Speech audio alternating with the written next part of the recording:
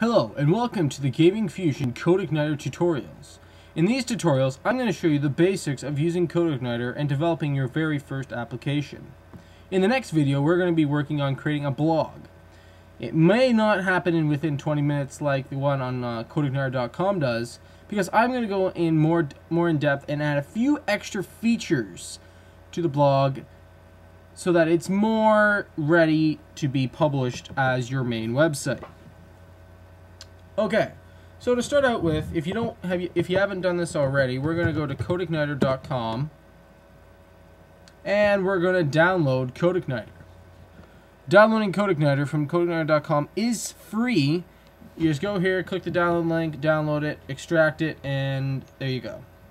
Now, I'm going to show you a sample website that was made with CodeIgniter. Which I found out not too long ago, but MoDB was developed and is made with CodeIgniter. As you can see, it's a very great website. CodeIgniter has lots of potential, and yeah, I'm starting to use it myself, and I wanted to create this tutorial series because the ones on the CodeIgniter website are out of date. Things have changed since when he did his videos, and he hasn't created any new ones, so I'm going to do it. I'm going to create all these videos. I'm going to create a brand new tutorial series, and hopefully people will actually watch this, and I can help people out with using CodeIgniter. So, after you've downloaded it, I've already installed it on the program that I want to... I've already put it into a folder in my local host folder since I'm on a local server. And if you upload it to your server, you put it where you want it. But when you go to edit it, this is what you'll see when you first open up the folder. If you're on a Mac, you extract it. It'll create a folder called CodeIgniter 2.7.2. Open that up, and you get this. So, the basic structure of CodeIgniter, if you open up the system folder, you got all these folders and a lot of this jazz. But we don't want to concentrate on this. What we want to concentrate on is the application folder. And the controllers, config, and views folders are the folders that we're going to be editing and creating files in this video tutorial. So to start off, we're going to create our first controller. I'm going to be creating a blog, so I'm going to call mine blog.php. Now, when creating your class, the name of the class has to be the same as the file name. So it has to be blog. And recognize that it does have to have a capital letter compared to your file name that doesn't need it. We want it to extend the default or the parent controller. So there we go. We got that much. So now we're going to create our function, and this function is going to be index.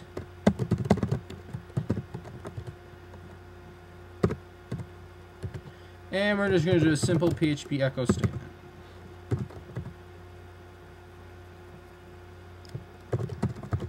Hello world.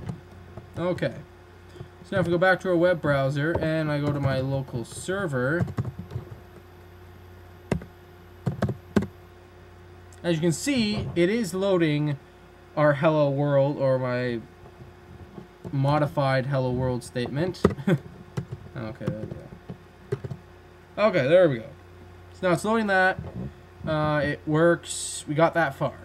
So the next thing we're going to do is I'm going to show you a bit of the stuff when it comes to having multiple functions inside of a controller, and how all that works.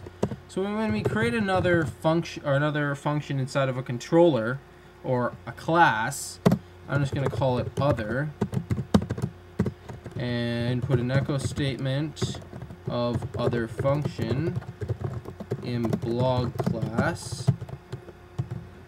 So, go back to our web browser. To load that when you load your default controller, what you're going to want to do is what CodeIgniter is going to do is it's actually going to index.php / in my case blog, which is going to load that. So that also reminds me of something else we have to do. We have to open up the config folder and open up the routes folder. What you want to do is make sure that in here, when you first get CodeIgniter, you have welcome is in here, and you have in your controllers a welcome.php file in here, and you have a welcome message.php file in your views folder. You can delete both of those; they're not needed. When you first set up this file, it's going to be here. So if I go to my browser, oh god, I just clicked on Wikipedia. Okay, so now if we go back to that directory, it's going to say page not found.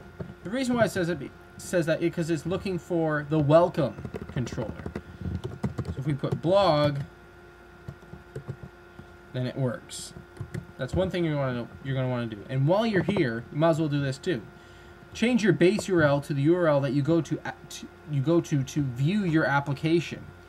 So in my case, it's localhost : 8888/CodeIgniter, and then you have to put the extra slash at the end. You have to have the trailing slash. Okay. So now we can close both of those files because we've done what we need to do in those for now. And we've created our other function. So now we're going to go back to our browser. So like I said, it loads index.php / blog. Now we can call the index function directly by going to index.php / blog / index.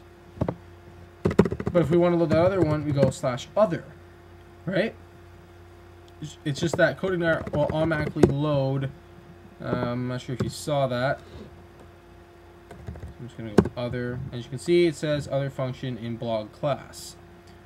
So we're going to go back to blog, and you can see it's hello world again. What CodeIgniter does is it automatically, when you create your function, when you create your index function, it's automatically going to load that one first. The same thing as when you're developing any other website and you have an HTML file called index.html, and you go to that directory, it's automatically going to load index.html rather than another file. So now that we have that, and so I've explained that to you. Hopefully you get that. If you don't, comment below, and I'll get back to you as soon as I possibly can to help you with that. Okay, so after we get back to Dreamweaver here, I'm going to delete this extra function. There. Okay.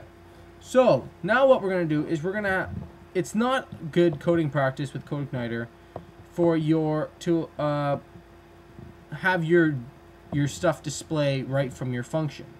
So what we want to do is we want to make our CodeIgniter application load a view file. To do this, we go this load view, and whatever view we want to load, which in my case is going to be blog_view. Now we don't have to put .php on it because it's automatically going to CodeIgniter will automatically say this is a PHP file. So there we go. So we got that. Now if we go to our browser and we reload, it's going to say it wasn't able to load that requested file because we haven't created it yet. So we go here, we create a new file called blogview.php. Open that file up, and now when we reload, it's gonna display our empty document with our untitled document heading and all that. So I'm gonna put in here my page like that, and I'm gonna put a header of my heading. Go back, reload the file, loads my heading, and it loads my page. Now that we have that basic, the basic communication between a controller and a view,